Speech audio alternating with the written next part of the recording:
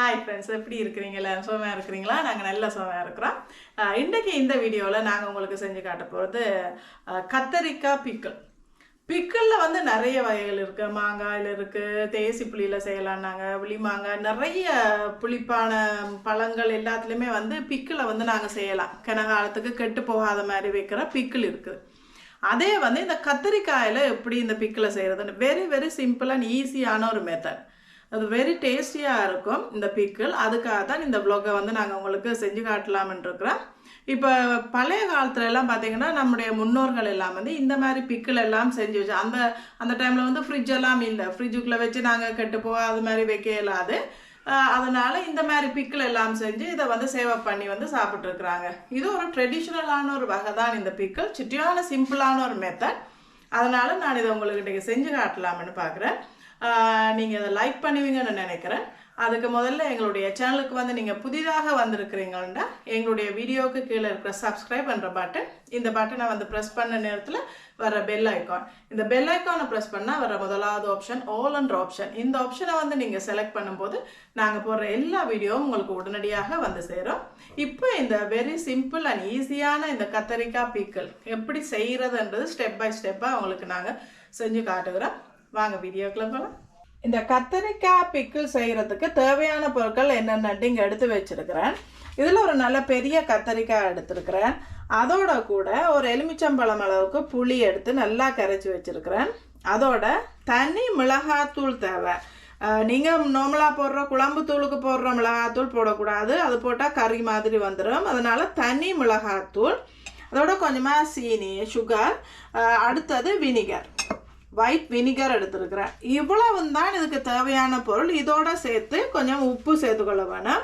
இந்த கத்தரிக்காயை வந்து எப்படி வெட்டுறதுன்னு உங்களுக்கு ஒரு தடவை நான் இதை வெட்டி காட்டுறேன். இப்போ இந்த கத்தரிக்காயை இந்த மாதிரி வட்டம் வட்டமாக வெட்டி அதை சின்ன சின்ன பீசஸாக நாங்கள் கட் பண்ண வேணும். இந்த கத்தரிக்காயை இந்த மாதிரி ரவுண்ட் ரவுண்டாக வெட்டிட்டு அதை திரும்ப இந்த மாதிரி சின்ன சின்னதாக வெட்டி அதை இனி நாங்கள் பொரிச்சு எடுக்க போகிறோம். கத்தரிக்காய் இந்த சட்னி வந்து நல்ல டேஸ்ட்டாக இருக்கும்.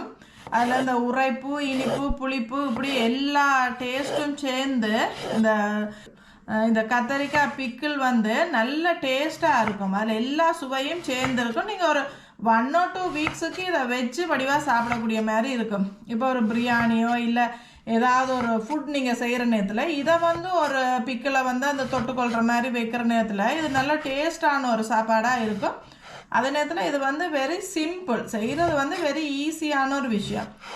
அதனால தான் இந்த ப்ளாகை வந்து நான் உங்களுக்கு தர வேணுமன்றதுக்காக இதை எடுத்தது. இந்த மாதிரி பார்த்தீங்களா, இந்த மாதிரி சின்ன சின்ன பீசஸாக இதை வந்து கட் பண்ணிக்கொள்ளுங்க. கட் பண்ணிவிட்டு இதை வந்து நல்லா எண்ணெய் வந்து சூடானதுக்கு பிறகு அந்த எண்ணெயில் வச்சு நல்ல வடிவாக இதை பொரித்து எடுத்துக்கொள்ள வேணும். பொரித்து எடுத்துட்டு அதுக்கு பிறகு அதை வந்து ஒரு பேப்பரில் வந்து நல்லபடியாக போட்டு அந்த எண்ணெய் எல்லாம் அந்த பேப்பரில் நல்லா இறங்கினதுக்கு பிறகு அதை வந்து எப்படி நாங்கள் எல்லாத்தையும் சேர்த்து மிக்ஸ் பண்ணுறதுன்றதை நான் உங்களுக்கு பிறகு சொல்கிறேன். இப்போ முதல்ல வந்து நாங்கள் எல்லாத்தையும் அப்படியே வெட்டி எடுத்துக்கொள்வோம். சின்ன சின்ன பீசஸாக அப்படியே வெட்டி எடுத்துக்கொள்வோம். இப்போ ஒரு நல்ல சட்டியில் எண்ணெய் வச்சா அந்த எண்ணெய் வந்து நல்லா சூடானதுக்கு பிறகு நாங்கள் வெட்டி வச்சுருக்க இந்த கத்தரிக்காயை அதுக்குள்ளே போட்டு நல்ல ஒரு brown colour, dark chocolate brown கலருக்கு வர்ற வரைக்கும் இதை பொரிச்சு எடுக்க வேணும். இப்போ எல்லா கத்திரிக்காயும் போட்டு அது பொரிச்சு எடுக்க வேணும். பொரிச்சு எடுக்கிற வரைக்கும் வெயிட் பண்ணி வந்துடுங்க. இது வந்து ஆக கருப்பாக வந்ததுண்டா கைக்க பார்க்கும். அதனால் டார்க் ப்ரௌன் கலருக்கு இது வரும். இது நல்லா பொரியுது பாருங்கள். இது நல்லா சின்ன சின்னதாக வெட்டி நல்லா நீளமாக வந்து இதை அப்படியே பொரிக்கிறோம் பாருங்கள். கூட எண்ணெய் எடுத்து அந்த எண்ணெய் வந்து சூடானதுக்கு பிறகு இந்த மாதிரி பொரித்து எடுத்துக்கொள்ளுங்க. நல்லா டார்க் ப்ரௌனாக வர்ற வரைக்கும் நாங்கள் வெயிட் பண்ணுவோம். அந்த எல்லா கத்திரிக்காயும் இந்த மாதிரி கொஞ்சம் கொஞ்சமாக போட்டு எல்லாத்தையும் பொரித்து எடுக்க வேணும். இப்போ இந்த மாதிரி ஒரு பதத்துக்கு வர்ற நேரத்தில் தான் நாங்கள் இறக்க வேணும். பார்த்தீங்களா, இந்த மாதிரி ஒரு ஸ்டேஜ் வர நேரத்தில் தான் நாங்கள் வந்து இதை இறக்கி எடுக்கிறோம் பாருங்கள். நல்ல பிளாக்காகவும் இல்லை, ஒரு நல்ல ஒரு ப்ரௌன் கலர், டார்க் ப்ரௌன் கலருக்கு வருது. இந்த நேரத்தில் வந்து இதை இறக்கி கொள்ள வேணும். அப்படியே ஃபுல்லாக எல்லா கத்தரிக்காயையும் பொரித்து நாங்கள் இறக்கி எடுத்துக்கொள்வோம் முதல்ல. இப்போ இதெல்லாம் வந்து இந்த மாதிரி நல்லா பொரித்து எடுத்துட்டோம் பாருங்க. இதை வந்து ஒரு பேப்பரில் வச்சு இந்த எண்ணெய் வடிகிற மாதிரி வச்சுட்டு இதை வந்து எல்லாத்தையும் மிக்ஸ் பண்ணுறதுன்றதை உங்களுக்கு செஞ்சு காட்டுறேன். இப்போ நாங்கள் ஃபுல்லாக இந்த கத்திரிக்காவை அப்படியே பொரித்து சின்ன சின்ன பீசஸாக கட் பண்ணி பொரித்து எடுத்துட்டோம். கத்திரிக்காய் ஃபுல்லாக அப்படியே ப்ரௌன் கலரில் பொரிஞ்சு வந்திருக்குது. அதுக்கு பிறகு ஒரு சட்டியை அடுப்பில் வச்சுருக்குறோம். அடுப்பு ஒன்றா இருக்குது, சட்டி வந்து சூடாகுது. அதே நேரத்தில் இங்கே கொஞ்சம் புளி, இந்த புளியை வந்து நல்லா திக்காக கரைச்சிருக்கிறோம். நல்லா திக்காக கரைச்சிட்டு அதை நல்லா வடித்து எடுத்துக்கொள்ள வேணும். புளி வந்து நல்லா திக்காக இருக்க வேணும், தின்னாக இருக்கக்கூடாது. இங்கே வந்து சட்டி நல்லா சூடாகுது பாருங்க. சூடாகிற நேரத்தில் இந்த கரைச்சி வச்சுருக்கிற இந்த புளியை வந்து இந்த சட்டிக்குள்ளே அப்படியே ஊற்ற வேணும். இப்போ இந்த சட்டி சூடாகிற நேரத்தில் அதுக்குள்ளே நாங்கள் கரைச்சி வச்சுருக்கிற இந்த புளியை விடுறோம் பாருங்கள். புளி வந்து நல்லா திக்காக இருக்கணும். கொஞ்சம் தண்ணி மாதிரி குழைச்சிட்டிங்கன்னா ஒரு கொஞ்சம் நேரம் அதை விடுங்க. அது கொஞ்சம் இந்த தண்ணி தன்மையாக போகிறதுக்கு, அது கொஞ்சம் திக்காக வர்றதுக்கு.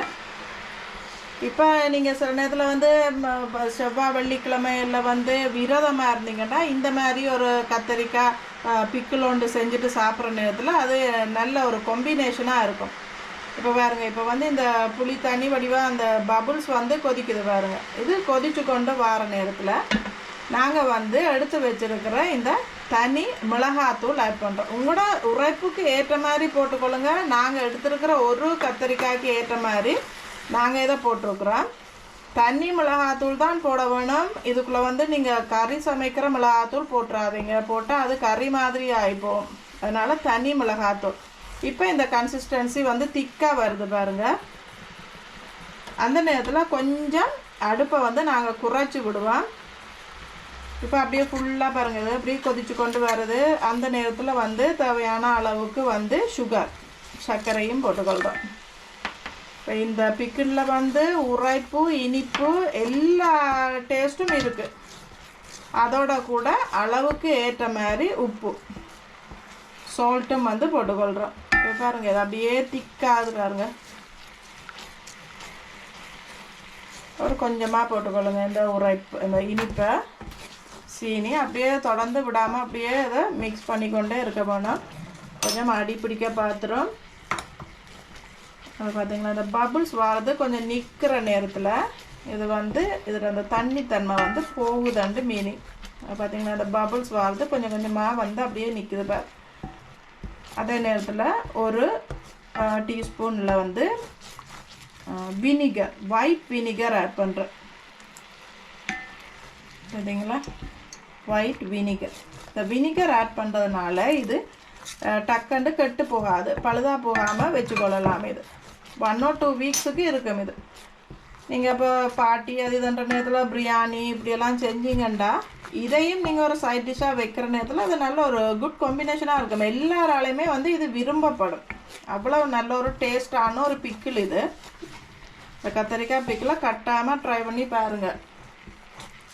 சரிங்களா, இதெல்லாம் இந்த லிக்விட், இந்த பபுள் வாரதெல்லாம் கொஞ்சம் நின்று இந்த இந்த சொல்யூஷன் வந்து கொஞ்சம் நல்லா திக்காகிற நேரத்தில் தான் நாங்கள் பொரித்து வச்சுருக்கிற இந்த கத்திரிக்காயை இதுக்குள்ளே ஆட் பண்ண வேணும்.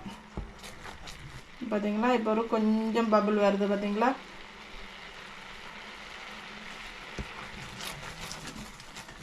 அப்படியே நிற்குது பாருங்கள் இந்த பபுள்ஸ். அந்த நேரத்துக்கு நாங்கள் பொரித்து வச்சுருக்கிற இந்த கத்தரிக்காய் பொரியல் இதை வந்து அதுக்குள்ளே ஆட் பண்ணுறோம். இந்த கத்தரிக்காய் வந்து நாங்கள் உப்பு போடாமல் தான் பொரித்தது. அப்படியே ஃபுல்லாக எல்லாத்தையும் சேர்த்து அப்படியே கிளறி விடணும். சரிங்களா, ஒரு நல்ல டேஸ்டான ஒரு பிக்கிள் இது. அப்படியே அந்த புளியில் எல்லாம் அந்த கத்தரிக்காய் எல்லாம் சேர்ந்து அப்படியே வருது பார்த்தீங்களா. இதில் கன நாளைக்கு வச்சு ஒரு ஆக குறைஞ்சது இப்படி செய்கிற நேரத்தில் கத்திரிக்காயும் பொரிச்சிருக்கு, புளியெல்லாம் போட்டிருக்குன்றதுனால ஒரு 2 வீக்ஸுக்காவது மேக்ஸிமம் ஃப்ரிட்ஜுக்குள்ளே வச்சு நீங்கள் யூஸ் பண்ணி கொள்ளலாம். சரிங்களா, எங்களுடைய இந்த கத்தரிக்காய் பிக்கிள் வந்து இப்போ ரெடி ஆகுது. ஆல்மோஸ்ட் ரெடி ஆகிட்டு. அடுப்பில் ஒரு 2-3 மினிட்ஸ் அப்படியே விட்டு கொஞ்சம் எல்லாத்தையும் மிக்ஸ் பண்ணி கொடுக்க வேணாம். சரிங்க, நல்ல டேஸ்டான கத்தரிக்காய் பிக்கிள் ரெடி. நீங்களும் இதை என்ஜாய் பண்ணுவீங்கன்னு நினைக்கிறேன். நான் உங்களுக்கு ஒரு தடவை இதை சாப்பிட்டு காட்டுறேன் எப்படி இருக்குன்னு பார்ப்போம். ஏன்னா இதுக்குள்ளே நாங்கள் உரைப்பு, இனிப்பு, புளிப்பு எல்லாமே போட்டிருக்குறோம். பார்த்தீங்களா? அது ஆகிலும் கொஞ்சம் மசிச்சு விடாமல் கொஞ்சம் 1-2 கொஞ்சம் இருக்கிற நேரத்தில் அதை எடுத்து சாப்பிட்றதுக்கும் நல்ல டேஸ்ட்டாக இருக்கும். இப்போ நான் இந்த கத்தரிக்காய் பிக்கிள் செஞ்சு கொண்டு வந்து வச்சுட்டேன்னு பாருங்கள். இதை நான் ஒரு கொஞ்சமாக உங்களுக்கு டேஸ்ட் பண்ணி காட்டுறேன். நல்லா சுடு சோறில் போட்டு வடிவாக சாப்பிட டேஸ்ட்டாக இருக்கும். ஒரு கொஞ்சமாக டேஸ்ட் பண்ணி பார்ப்போம் எப்படி இருக்குன்னு பார்ப்போம்.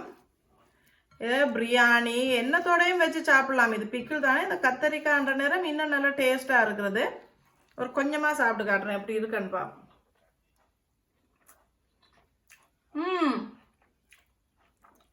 Very nice. இந்த உரைப்பு, புளிப்பு, இனிப்பு, அந்த உப்பு டேஸ்ட் எல்லாமே சரியாக இருக்கு. நல்லா டேஸ்ட்டாக இருக்கு. சுடு சோறில் வச்சு சாப்பிடவும் டேஸ்ட். உங்களுக்கு தெரியும் நான் எப்போவுமே இப்படி விட்டால் சாப்பிட்டு கொண்டே இருந்துருவேன். இன்னொரு வாயும் உங்களுக்காண்டி சாப்பிட்றேன். நல்ல டேஸ்ட்டாக இருக்கு. ஒரு தடவை ட்ரை பண்ணி பாருங்கள். இந்த வ்ளாக் வந்து உங்களுக்கு பிடிச்சிருக்குமென்னு நம்புகிறேன். மீண்டும் இன்னொரு வீடியோவில் உங்களை திரும்பவும் சந்திக்கிறோம். until then, goodbye.